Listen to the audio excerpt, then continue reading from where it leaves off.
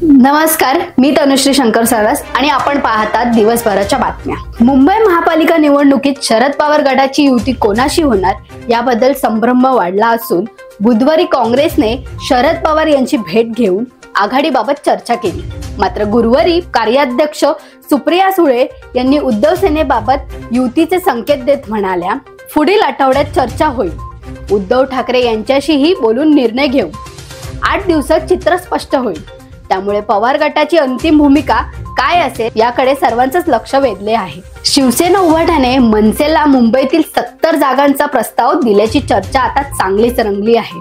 मनसेने वरळी, शिवडी, दादर आणि माहीमसह महत्त्वाच्या क्षेत्रात 3 जागांची मागणी केली आहे। मात्र याबाबत राज ठाकरे यांची अधिकृत भूमिका अद्याप घोषित झालेली नाही। उद्धव ठाकरे यांनी मुंबई महापालिकेवर टीका करत म्हणाले, 3-4 वर्षात कोण निर्णय घेते हे स्पष्ट दिसत नाहीये। विद्यार्थ्यांसाठी सुरू असलेल्या अनेक शिक्षण योजनांचे काय झाले हेही समजत नाही। तर सध्या महापालिकेत लुटालूट सुरू असल्याचा आरोप त्यांनी केला आहे। 85 वर्षाच्या विधिमंडळाच्या भाषणापासून अहवाल, विधायक आणि अर्थसंकल्पापर्यंत सर्व दस्तावेज आता ऑनलाईन उपलब्ध होणार आहेत। संपूर्ण कामकाज डिजिटल करणारे महाराष्ट्र हे देशातील पहिले राज्य ठरले आहे। पोर्टल तयार करण्याचे काम सुरू असून पुढील 6 महिन्यात प्रकल्प पूर्ण होणार आहे। निरोप समारंभात सरन्यायाधीश भूषण गवई म्हणाले, ते बौद्ध धर्माचे अनुयायी असले तरी मनाने निरपेक्षक आहेत। सर्व धर्मांवर त्यांचा विश्वास आहे।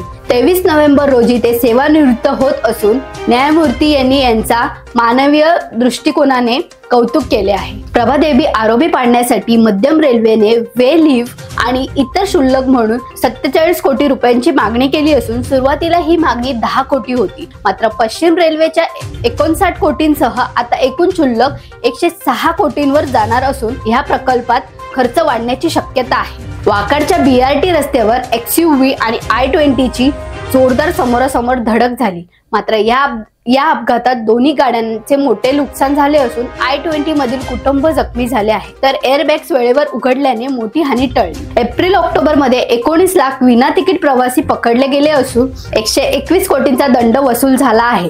तर ह्या वसुलीमध्ये मागील वर्षाच्या तुलनेत 51% जास्त आहे। विशेष मोहीममुळे ऑक्टोबर मध्ये 24 कोटींची वसुली झाली। Non AC local, AC local आणि मेल एक्सप्रेस मधील प्रवासींचा यात समाविष्ट आहे।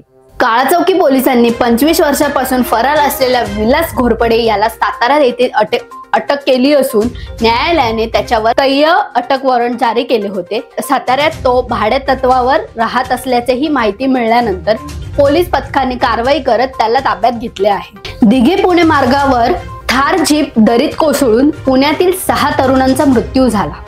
तर हा अपघात सोमवारी रात्री झाला असून शोध मोहिमेत गुरुवारी जीप आणि मृतदेह सापडले। अवघड वळणावर नियंत्रण सुटल्याने दुर्घटना झाल्याचा प्राथमिक अंदाज दर्शवला जात आहे। अशाच नवनवीन बातम्यांसाठी पाहत रहा साऊथ मुंबई न्यूज, चेहरा मुंबईचा। साऊथ मुंबई विभागातील घडामोडी जाणून घेण्यासाठी साऊथ मुंबई न्यूज चॅनलला लाईक, फॉलो, शेअर आणि सबस्क्राईब करा आणि बेल आयकॉनवर क्लिक करून ऑल करायला विसरू नका।